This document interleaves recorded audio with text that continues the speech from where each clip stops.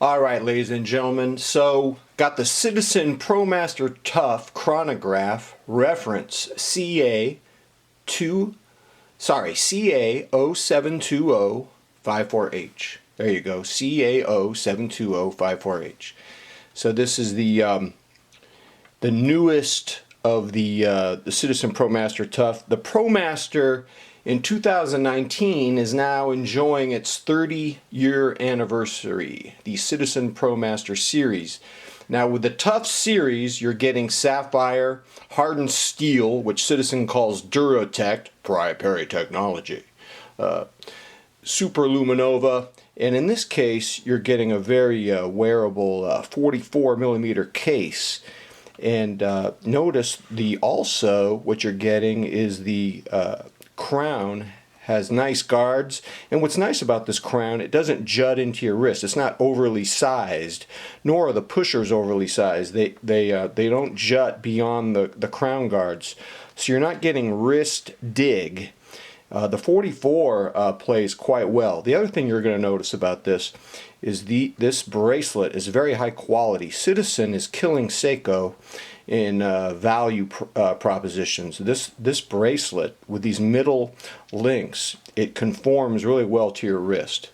So it's doing a lot of things well, and let's talk about my likes of the watch, and also we'll talk about my dislikes.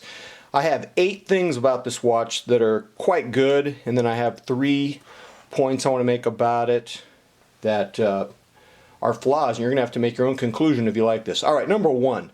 I really like the styling. It's Swiss. It has a really what I would call Swiss styling cues. My first thought when I saw this was Breitling. Other people have mentioned it too. Perhaps it's the Arabic numerals, but I'm totally in love with it. Number 2, I love the gray on the stainless steel. It gives it a tool look, an all business tool look. However, believe it or not, there's a little bit of bling in this watch. Not too much, not tacky bling, good bling. And you know what the bling comes from? The way you get a little bit of flash on the subdials, and that flash gives it some beautiful pop on the wrist, but the flash is balanced by the toolishness of the gray on the stainless steel. And so I'm liking that quite a bit. I love the 44mm case size. That might be my favorite size for a watch. As I said, the crown guard, it's not like that big peanut butter cup crown from the GPS CC0720-54H, so you're not going to get the wrist dig. I've done some wrist presence checks in the mirror, because sometimes when you look down at your wrist, you can't really tell, so you need to be a couple feet away from a mirror. And it's stunning, honestly. Yeah, whatever you say, Narcissus, looking at yourself in the mirror again. Hey, man. Alright, number 6. I'm loving the upgraded materials at this price point. Now, I got to tell you something about the price. I got this for a ridiculous price, brand new. Got it for $249, and I notice you can't get it for that right now. It's going for $305. So $305 is what it's going for.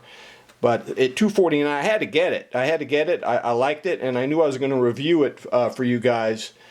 And honestly, I'm not disappointed. I do have some flaws I want to talk about in a second, but let me go on. So at $249, this is rather ridiculous, because I'm getting the tough materials. I'm getting the sapphire, the super luminova markers. I'm getting Durotect hardened steel. Number 7. I love the reliable caliber B612 solar power for a grab-and-go convenience. Now, what the manual says is that you're going to want to charge this in direct sunlight for 6 hours once a month to keep it fully charged. Because I'm OCD, I'm sure I'll do it more than that. But hey, that's just me. And so, in fact, you know, it's been in a box for 3 weeks. It took 3 weeks to get to me, so it needs some serious sun charging. And as I said, number 8, the bracelet conforms to my wrist rather well. One thing I want to tell you about the bracelet. My wrist is 8 inches, and I don't think I need to remove any links. Honestly, I'm just going to adjust the micro. And so if your wrist is bigger than 8.5, I don't think you should get this watch, because you don't want to mess around with, you know, a bracelet that's too small for your wrist. Right out of the box, That's not happening. So, is this the perfect execution? And the answer is no. No way. I mean, it's not a perfect execution. It has 3 flaws that I can see. 1 flaw is very slight. 2 flaws, you guys might not be into it after I tell you the flaws. All right, let's go with this. All right, and I'm going to start these flaws from slight and go to worse. Or should we use the word egregious? All right, flaw 1. I would like a more bold contrast between the hour and the minute hands with the dial, because those subdials are kind of busy. And so legibility, on a scale of 1 to 10, I'm going to give legibility 6.8. Now you got to realize I'm spoiled when it comes to legibility. You know, I'm wearing Seiko tunas, Seiko divers, and legibility's a 10. So I'm a little bit spoiled. Now the legibility's not that bad, but from a guy who's used to 10 on the legibility scale, something that's closer to a 7 or a 6.8 is something to get used to. For me, that's not a deal breaker. Now I'm going to get into some more serious flaws. This has a date window and it's useless. Why bother? It's so small, I can't read it. I put my reading glasses on, I can't read it. You know, it's weird. I'm not even really offended by that. It's just, why bother? I am offended by one thing about this watch. This is flaw number 3. Look at this coin edge bezel. Look at the markings. You're just going, oh, a diver. Oh, a diver watch. Yeah, no. This bezel is not unidirectional. It's fixed, and that's phony. And you guys, you're on this channel, you're like me. You're a watch obsessive. And one thing you guys don't like about a watch is anything that's phony. You don't like window dressing. And I'm sorry to say, this is not a diver watch. It's an everyday watch. Now, for some of you, that's going to be a deal breaker. I'm going to be honest with you. For me, it's not a deal breaker. Here's how I'm wearing this watch. Obviously, I'm not wearing it as a diver. I'm wearing it the way I would wear an everyday G-Shock.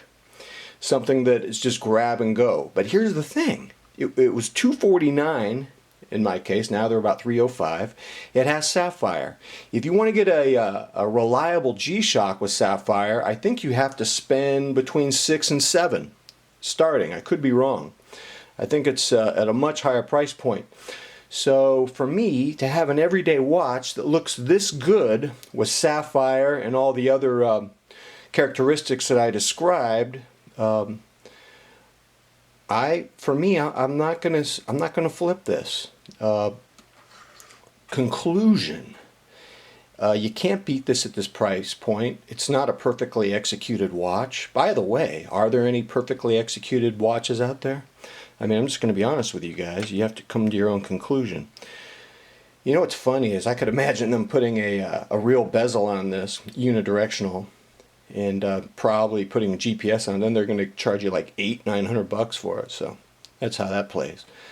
All right, ladies and gentlemen, tell me what you think, man. Is that bezel, that fixed bezel, going to ruin it for you? Do you like the look? Do you think it looks Swiss? Are you impressed with the sapphire and all the other goodies at this price point? Let me know what you think, ladies and gentlemen. Until next time, I'm out.